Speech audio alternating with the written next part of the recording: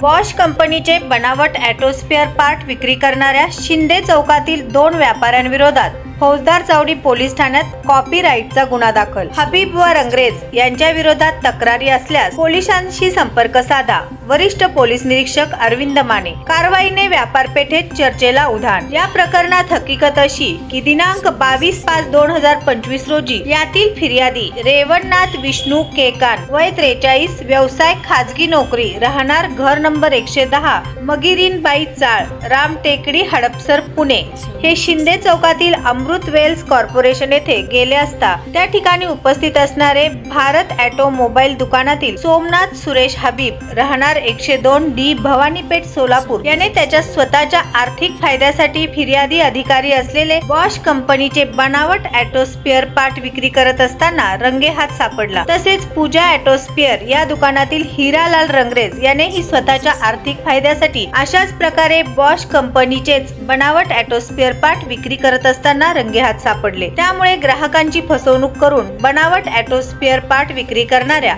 सुरेश हबीब व राजीव रंगरेज याच्या विरोधात रेवणनाथ केकान यांनी फौजदार चावडी पोलीस ठाण्यात रीतसर तक्रार दाखल केली। ठाणे अंमलदार महिला पोलीस हेड कॉन्स्टेबल शेळके यांनी फिर्यादी केकान यांची तक्रार नोंदवून घेतली। त्यावरून फौजदार चावडी पोलिसांनी आरोपी विरुद्ध भारतीय न्याय संहिता कलम कॉपीराइट कायदा 1957 कलम 5163 नुसार गुन्हा दाखल केला। घटनास्थळी फौजदार चावडी पोलीस ठाण्याचे वरिष्ठ पोलीस निरीक्षक अरविंद माने, सहाय्यक पोलीस निरीक्षक मोरे पाटील, सहाय्यक पोलीस निरीक्षक खंडागळे यांनी भेट देऊन घडलेली हकीकत जाणून घेतली व पुढे कारवाईचे आदेश दिले। या प्रकरणाचा पुढील तपास सहाय्यक पोलीस निरीक्षक खंडागळे हे करत आहेत।